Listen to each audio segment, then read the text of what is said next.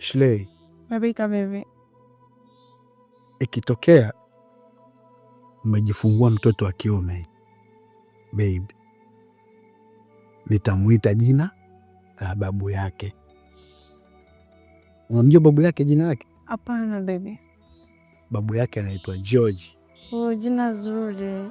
Na ikitokea umejifungua mtoto wa kike, basi nitampa jina la bibi yake. Unajua jina la bibi yake? Anaitwa Skola. Wow, baby, jina zuri. Yeah, baby. Nakushukuru sana. Thanks baby. Thanks. Nakushukuru sana kwa ujauzito.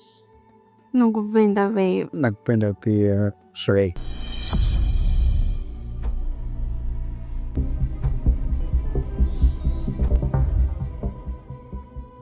Babe.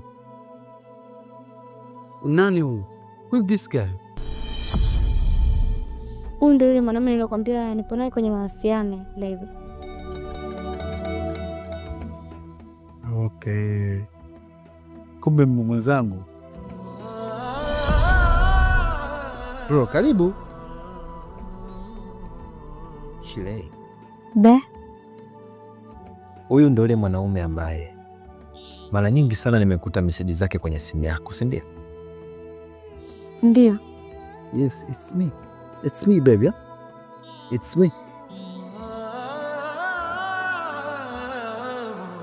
Ina maana haukumwambia kuwa kuna mwanaume ambao unaishi naye? Nilimwambia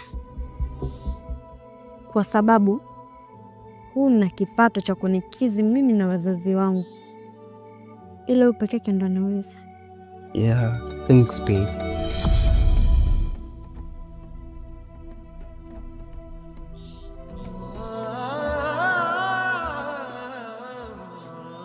Bigi. Yes bro.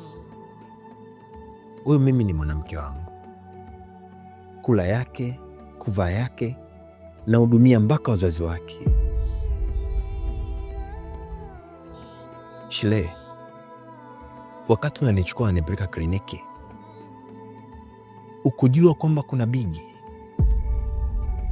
na unajua fika kabisa kwamba huo ujauzito sio wa kwangu, lakini bado ulinichukua kama mpumbavu na kunipeleka kliniki. Mbaya zaidi, ukaandika jina langu kwenye kadi ya mtoto. Alafu leo